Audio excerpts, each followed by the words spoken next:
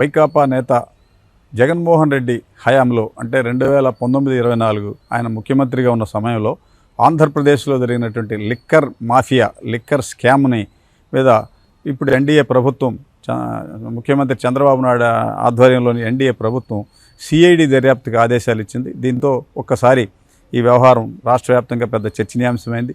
ప్రధానంగా 2019-24 మధ్యలో జగన్మోహన్ రెడ్డి ప్రభుత్వం గతంలో ఉన్నటువంటి లిక్కర్ మద్యం అమ్మకాలకు సంబంధించినటువంటి విధి విధానాలను పూర్తిగా పక్కకు పడేసి వాళ్ళు సొంతగా ఒక యంత్రాంగాన్ని ఏర్పాటు చేసుకున్నారు. గతంలో ఉన్నటువంటి లిక్కర్ షాపులని, ప్రైవేట్ షాపులను తొలగించి ప్రభుత్వమే లిక్కర్ షాపులను ఏర్పాటు చేసి పేరు ప్రఖ్యాతులు ఉన్నటువంటి బ్రాండ్ ఉన్నటువంటి మద్యాన్ని అమ్మకుండా వాళ్లే సొంతగా డిస్టిలరీలు తయారు చేసి కొన్ని రకాల కొత్త బ్రాండ్లని తెర మీద తీసుకొచ్చి ఏకంగా మద్యం వ్యాపారాలని ప్రభుత్వం పేరుతో వైకాపా నేతలు లూటీ చేసినట్లుగా ముఖ్యమంత్రి చంద్రబాబు అసెంబ్లీలో ప్రవేశపెట్టినటువంటి శ్వేతపత్రంలో స్పష్టం చేశారు. సుమారుగా 1,00,000 కోట్ల రూపాయల లావాదేవీలు మద్యం అమ్మకాల ద్వారా జరిగినట్లు అని చెప్పారు. కేంద్ర ప్రభుత్వం కానీ రాష్ట్ర ప్రభుత్వం కానీ సుమారుగా ఒక 10 ఏళ్ల నుంచి, అంటే మోడీ ప్రధానమంత్రి అయిన తర్వాత పెద్ద నోట్ల రద్దు తర్వాత జరిగిన పరిణామాల్లో డిజిటల్ కరెన్సీని బాగా ప్రోత్సహించారు. అంటే ప్రధానంగా PhonePe, Google pay, account transfer ఇటువంటి విధానాలను తెర మీద తీసుకొచ్చారు.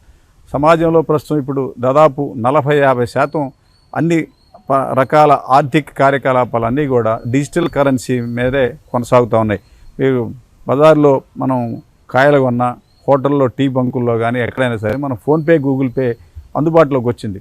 కానీ ఆంధ్రప్రదేశ్ ప్రభుత్వం లిక్కర్ అమ్మకాల్లో ఫోన్పే, గూగుల్ పే అంటే డిజిటల్ కరెన్సీని అమలు చేయకుండా పూర్తిగా నగదు తీసుకునే విధానాన్నే ప్రవేశపెట్టింది.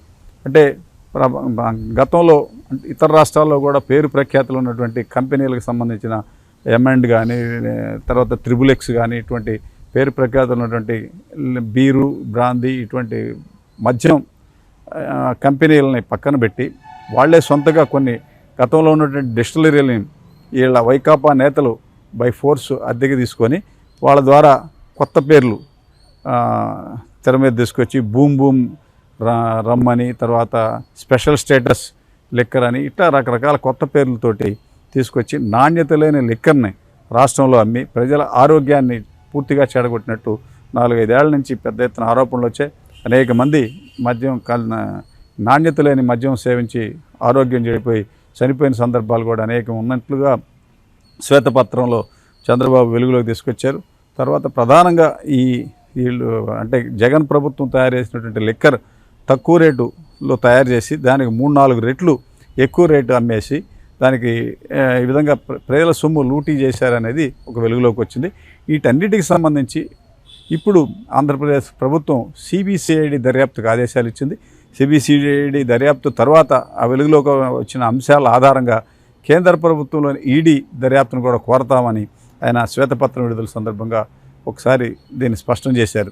దీంతో 5 ఏళ్లలో జగన్ ప్రభుత్వం ఈ లిక్కర్ వ్యవహారాల్లో కీలక పాత్ర పోషించినటువంటి ఉన్నతాధికారులు కూడా ఇప్పుడు ఒకసారి బెంబేలెత్తిపోతున్నారు. కొంతమంది అధికారులు పూర్తిగా ఈ లిక్కర్ వ్యవహారంలో నేరుగా జోక్యం చేసుకొని నేరుగా ఈ ఎక్కువ రేటుకు అమ్మకాలు జరిగినటువంటి డబ్బంతా కూడా నేరుగా తాడేపల్లి ప్యాలెస్కి సీఎం జగన్ ఖాతాకే జమ చేసే విధంగా ఒక ఏర్పాట్లు చేసుకొని సుమారుగా ఒక 30,000 కోట్ల రూపాయల నిధులు దీని ద్వారా పక్కదారి పట్టించినట్లు వైకాపా నేతలు స్వాహా చేసినట్లుగా వెలుగులోకి వచ్చింది. గతంలో అంటే ఎన్నికల ముందు సుమారుగా ఏడాది నుంచి బీజేపీ రాష్ట్ర అధ్యక్షురాలు పురంధరేశ్వరి, ఆ పార్టీ నేతలు ఈ లిక్కర్ మాఫియా మీద నేరుగా కేంద్ర ప్రభుత్వానికి కూడా ఫిర్యాదు చేశారు. వీటన్నిటి మీద కూడా పూర్తిగా దర్యాప్తు చేసి లిక్కర్ మాఫియాలో దోషులందరినీ కూడా శిక్షిస్తామని చెప్పని ముఖ్యమంత్రి చంద్రబాబు చెప్పారు. ఆ సందర్భంగా జరిగిన చర్చలో కూడా అటు ముఖ్యమంత్రి చంద్రబాబు, ఉప ముఖ్యమంత్రి పవన్ కళ్యాణ్, బీజేపీ నేతలు విష్ణుకుమార్ రాజు అనేక మంది దాంట్లో అంటే ఈ 5 ఏళ్లలో జగన్ పాలనలో లిక్కర్ వలన ఆయా ప్రాంతాల్లో మహిళలు పడిన ఇబ్బందులు వీటన్నిటిని కూడా అనేక మంది శాసనసభ్యులు అంటే ప్రధానంగా రఘురామకృష్ణరాజు కానీ, కడప ఎమ్మెల్యే మాధవీలతారెడ్డి ఇట్లా అనేక మంది ప్రభుత్వం దృష్టికి తీసుకొచ్చారు.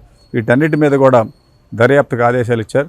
దీంతో ఇప్పుడు ఒక్కసారిగా లిక్కర్ వ్యవహారాలు తెర మీదకి వచ్చినాయి.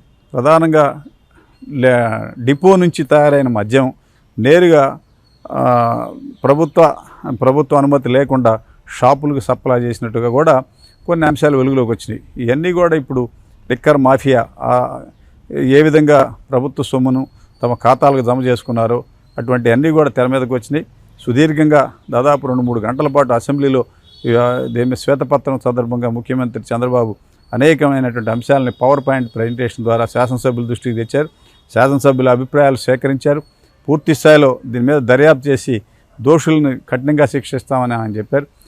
ఈ లిక్కర్ వ్యవహారాల కోసం ఇతర రఘురామరెడ్డి కొంతమంది అధికారులు కేంద్ర ప్రభుత్వంలో ఉన్నటువంటి అధికారులని డెప్యుటేషన్ మీద రాష్ట్రం తీసుకొని వాళ్ళకి లిక్కర్ బాధ్యతలు అప్పగించి నేరుగా తాడేపల్లి ప్యాలెస్కి ఆదాయం వచ్చే విధంగా ఒక రూట్ మ్యాప్ క్లియర్ చేసుకొని 5 ఏళ్ల పాటు ప్రజల సొమ్మును ఈ విధంగా పక్కదారి పట్టించారనేది ప్రధానంగా తెర మీదకి వచ్చింది. పూర్తిగా పేద వర్గాలు ఈ లిక్కరు సేకరించడం, దాంట్లోనే తమ ఆరోగ్యాలకు కోల్పోవడం జరిగింది. ఈ 5 ఏళ్లలో ప్రజలు కోరుకున్నటువంటి పేరున్నటువంటి బ్రాండ్ల మద్యం అందకపోవడంతో అనేక మంది అటు తెలంగాణ, ఇటు కర్ణాటక, అటు తమిళనాడు బోర్డర్లో ఉన్నటువంటి తీర రాష్ట్రాల దగ్గరికి వెళ్ళి అక్కడ మద్యం కొనుక్కొని రావడం, ఇక్కడ అమ్మటం. ఆ తర్వాత కొంతమంది దళారులు ఇతర రాష్ట్రాల నుంచి మద్యం తీసుకొచ్చి ఇక్కడ అమ్మటం, తర్వాత ఆర్మీలో ఉన్నటువంటి లిక్కరు తీసుకొచ్చి అమ్మటం, ఇట్లా రకరకాలుగా దీంట్లో అనేకమైనటువంటి మాఫియాలంతా కూడా లిక్కర్ మాఫియా తయారైంది. ఈ అక్రమ వ్యాపారాన్ని కూడా లిక్కర్ అమ్మకాలను పెంచి చూపించి దీని ద్వారా కేంద్ర ప్రభుత్వం ఆర్బీఐ నుంచి ఈ పెద్ద ఎత్తున అప్పులు తీసుకొచ్చారు. వీటన్నిటి మీద కూడా పూర్తిగా దర్యాప్తు జరగబోతూ ఉంది.